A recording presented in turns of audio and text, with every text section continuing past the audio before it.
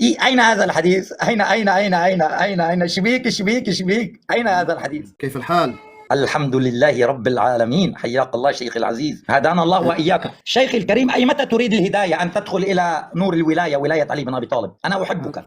بفضل الله منذ أن عقلت فإني داخل في ولاية علي بن أبي طالب من أول لحظة في حياتي. تبرأت من أعدائه؟ أتبرأ من أعدائه وأوالي من يواليه، وأول من والاهم هم أصحاب رسول الله صلى الله عليه وسلم الذين قال لا أوت بأحد يفضلني عليهم إلا جلدته حد المفتري.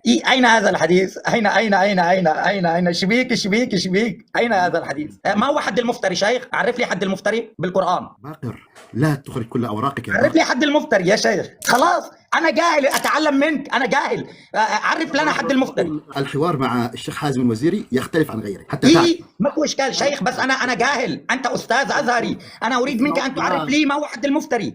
أول شيء بدأ به هو أنه تكلم معي وسألني عن ماذا؟ قال لي عن مبايعة الصديق. أنا قلت له الصديق له قدره عندنا، له قدره أثنى عليه الله عز وجل في الآيات، أثنى عليه النبي صلى الله عليه وسلم، أثنى عليه علي بن أبي طالب حتى قال عنه لا أوت بأحد يفضلني على أبي بكر وعمر إلا جلدته حد المفتري. الأستاذ باقر أنا أعذره، قد أراه يعني لا أدري كم عمره، لكنه هو مبتدئ، يعني زي ما تقول متهور، لا يعرف ما هو حد المفتري. سؤالي لك يا أستاذ باقر، هل يوجد حد للمفتري في الدين الشيعي أو السني أم لا يوجد؟ كلمة واحدة. أنا طلبت منك عرف لي، الجواب لك، أنت الذي أتيت بالحديث.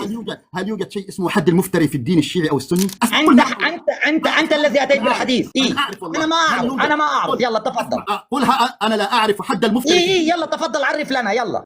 أنا بستمتع فيه، أنا آسف يعني، أنا آسف، قلت لك أنا مش عارف اللي بعمله ده ليه صح ولا غلط. باقر، حد المفتري اللي هو اسمه حد القذف يا حبيبي في الفقه، سواء في الإسلام في السنة أو في الشيعة، اسمه الذي يقذف. أيوة سجل، لأن أول مرة أنت تسمع الكلام ده، لأن أنا سمعتك مرتين ثلاثة، كل ما يجي واحد يقول له أروني حد المفتري، أروني حد المفتري. الأستاذ هذه اسمها بدهيات الفقه، بدهيات الفقه عند السنة والشيعة. المفتري هو القاذف، فمن فضله عليه كأنه قذفه وافتراه، وهذا موجود في كتب السنة التي ولا يعرفها، لكني أتيه من كتب الشيعة التي هو لعله قد يحسن بعضا منها أو يسمع. بس في الآخر يا باقر تشكرني بعد إذنك، تشكرني على معنى كلمة حد المفتري. اسمع، يقول لي هات لي يا شيخنا هذا اسمه فقه الحدود والتعزيرات الموسوي الأردبيلي السيد عبد الكريم الجزء الثاني صفحة 318. ماذا قال؟ قال والأقوى عندي ثبوت الحد عليه لقول أمير المؤمنين عليه السلام، لأنه إذا شرب سكر، وإذا سكر هذا، وإذا هذا افترى، وحد المفتري 80. وحد المفتري كم يا باقر؟ كم؟ 80. فأوجب حد المفتري عليه. يبقى في حاجة اسمها حد المفتري ولا لا؟ مش بقول لك كلام جديد عليك. قال ويدل عليه ما أشار فخر الإسلام في